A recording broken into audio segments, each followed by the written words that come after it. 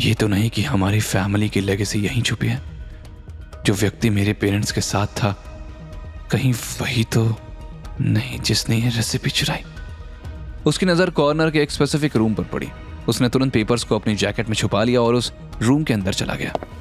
लेकिन तभी उसके पीछे दरवाजा अचानक बंद हो गया और तेज अलार्म बजने लगा।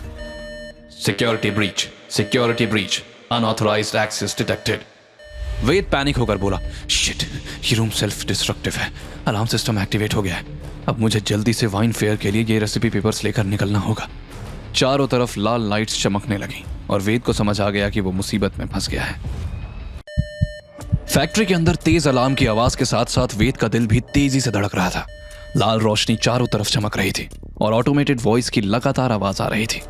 Security breach, all exit sealed off the room. Ved shocked होकर बोला, ये तो सेल्फ डिस्ट्रक्टिव सिस्टम है। तभी काउंटडाउन शुरू हो गया। 10, 9, 8 और पूरी फैक्ट्री में लाउड अलार्म्स बजने लगे। रेड इमरजेंसी लाइट्स फ्लैश करने लगी। वेद की सांस तेज हो रही थी। उसने जल्दी से अपने आसपास देखा तो कमरे के कोने में एक मेटालिक ब्रीफकेस दिखा, लेकिन यह कोई ऑर्डिनरी ब्रीफकेस नहीं था।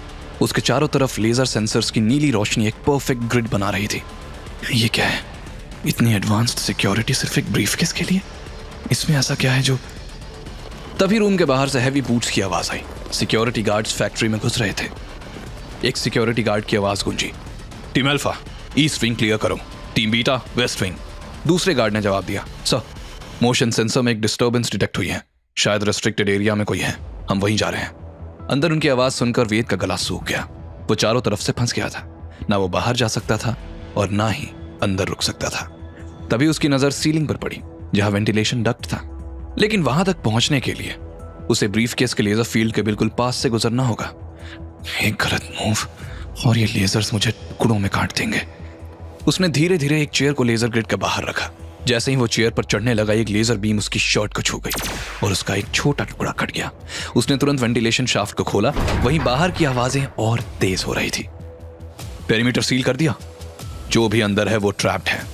लेजर लाइट्स एक्टिव होने वाली हैं। He will die inside. तभी काउंटडाउन खत्म होने को था। 4, 3, 2। वेद ने बिना समय गंवाए डक्ट के अंदर जंप किया, लेकिन जैसे ही उसके पैर डक्ट में गए, नीचे के कमरे में रेड लेजर बीम्स एक्टिवेट हो गई। अगर वो एक सेकंड भी लेट होता तो वो लेजर बीम्स उसे 1000 टुकड़ों में काट देती। आज तो बाल बाल बचा। वेंटिलेशन डक्ट के अंदर घिसट कर आगे बढ़ते हुए, ये ब्रीफकेस इतना इंपॉर्टेंट क्यों है और यहाँ ये टेक्नोलॉजी क्यों यूज की है? ऐसा क्या खास था इस कमरे में या उस ब्रीफकेस में? मुझे लगता है सबरवाल सिर्फ वाइन बिजनेस में नहीं, वो कुछ और ही कर रहा है। कुछ ऐसा जो सीक्रेट रखना जरूरी है। लेकिन क्या? डक्ट से धीरे धीरे घूमते हुए वेद एक स्टोरेज रूम में आया जहां वर्कर्स के लॉकर्स थे। वेद बड़बड़ाया, यहां जरूर कुछ मिलेगा। वेद ने चालाकी से एक के बाद एक लॉकर खोले। उसके अंदर हेलमेट्स, यूनिफॉर्म्स और आईडी कार्ड्स रखे हुए थे। उसने जल्दी से एक हेलमेट पहना और वर्कर का यूनिफॉर्म पहनकर एक आईडी कार्ड भी अपनी शर्ट में क्लिप कर लिया। अब मुझे इन गार्ड्स के बीच से निकलना है, लेकिन कैसे? उसने धीरे से डोर खोलकर बाहर झांका। फैक्ट्री का मेन एरिया गार्ड से भरा था। सर्च लाइट्स हर जगह घूम रही थी। सिक्योरिटी हेड वॉकी टॉकी पर पूछ रहा था, कंट्रोल रूम, इंट्रूडर का कोई ट्रेस मिला? दूसरी तरफ कंट्रोल रूम से जवाब आया, सर, थर्मल इमेजिंग में कुछ नहीं दिख रहा, लेकिन वो यहीं कहीं है। वेद ने गहरी सांस ली और अंदर वापस आकर लॉकर से एक लाइटर निकालकर उसने एक यूनिफॉर्म में आग लगा दी और फिर चुपके से बाहर आया। सामने कुछ वर्कर्स घबराए हुए खड़े थे जिन्हें गार्ड्स इंटेरोगेट कर रहे थे। सिक्योरिटी गार्ड्स ने सख्ती से पूछा, कोई अनजान आदमी दिखा? एक वर्कर डरते हुए बोला, साहब, हमने कुछ नहीं देखा, हम तो बस अपना काम कर रहे थे। ये वेद के लिए परफेक्ट अपॉर्चुनिटी थी। वो वर्कर्स के ग्रुप में शामिल हो गया, लेकिन उसने अपना आधा फेस हेलमेट से छुपा लिया था जिससे कि कोई उसका पूरा चेहरा ना देख सके।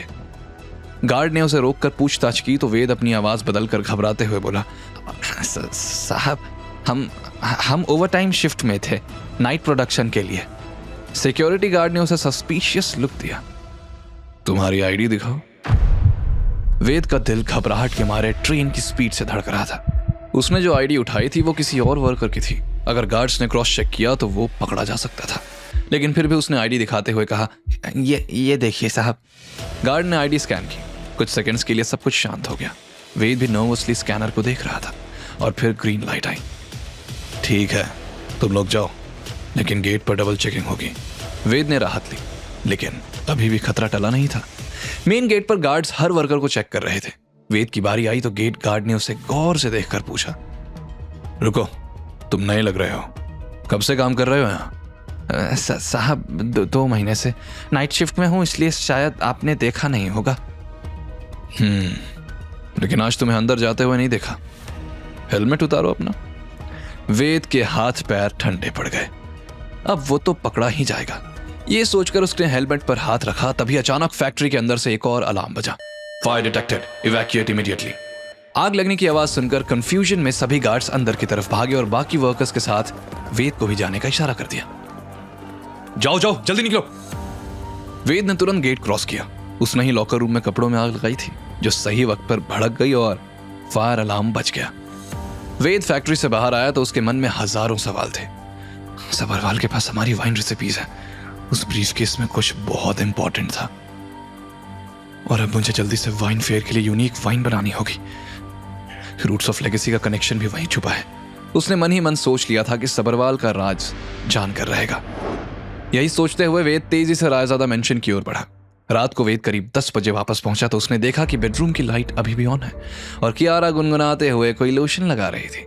उसे देखकर वेद ने हैरानी से पूछा, कियारा, तुम इतनी खुश क्यों लग रही हो? कोई खास बात? कियारा ने मुड़कर देखा तो उसकी स्माइल और भी ब्राइट हो गई। लेकिन वेद को नहीं पता था कि यह स्माइल मिस्टर के लिए थी, उसके लिए नहीं। वेद के मन में खलबली मच रही थी, कहीं ये मिस्टर के की वजह से तो नहीं? क्यों? क्या मैं खुश नहीं रह सकती? नहीं, मतलब दादी के जाने के बाद से तुम इतनी डिफरेंट लग रही हो आज। हाँ, बस ऐसे ही। वैसे तुम इतना लेट कहाँ से आ रहे हो? तुम तो कंपनी से सीधा घर आने वाले थे, फिर सर्वेंट ने बताया कि तुम तो घर आए ही नहीं। वेद ने बहाना बनाते हुए कहा, हाँ वो मैं मयंक से मिलने चला गया था। लेकिन तुम क्यों इतनी पूछताछ कर रही हो? तुम्हें कब से मेरी फिक्र होने लगी? कियारा मुंह बनाते हुए बोली, मुझे कोई फिक्र नहीं है, बस तुमसे बात करनी थी। कल दादी की 13वीं है, याद है या भूल गए? कल तीनों चाचा जी और बाकी फैमिली भी आएंगे, तो प्लीज कोई हंगामा मत करना। मैं हंगामा नहीं करता, तुम्हारा परिवार ही इतना प्यारा है कि बस प्यार निकल आता है। वैसे सारे अरेंजमेंट्स भी हो चुके हैं, तुम टेंशन मत लो। और कल ऑर्फनेज और वृद्धाश्रम में भी खाना और कपड़े बांटने का इंतजाम हो गया है। लेकिन वेद ने मन ही मन चिंता जताते हुए कहा, कल के बाद मुझे तुरंत वाइन फेयर की प्रिपरेशन करनी होगी। जो रेसिपी पेपर्स मिले हैं उनसे कुछ तो निकालना ही होगा। हो ना हो सबरवाल का कोई तगड़ा प्लान है वाइन फेयर डे को लेकर। यह कहकर वेद फ्रेश होने के लिए बाथरूम की तरफ बढ़ा ही था कि तभी कियारा उसके सामने आकर बोली, हेलो, कहाँ जा रहे हो? तुम्हारा कमरा साइड में है। वेद ने भौहें चढ़ाकर सवालिया नजरों से कियारा की तरफ देखा तो कियारा कमर पर हाथ रखकर बोली, तो तुम्हें क्या लगा तुम मेरे बेडरूम में कब्जा करने का सोच रहे थे? मैं दादी की वजह से तुम्हें इस कमरे में टॉलरेट कर रही थी। वेद ने कंधे उचकाए और अपना सामान उठाने लगा। उसे देखकर कियारा सोच में पड़ गई। आगे की कहानी जानने के लिए देखें अगला एपिसोड सिर्फ पॉकेट एफएम के यूट्यूब चैनल पर, और के फॉर किंग के सारे एपिसोड्स को सुनने के लिए डिस्क्रिप्शन में दी लिंक से डाउनलोड करें पॉकेट एफएम ऐप।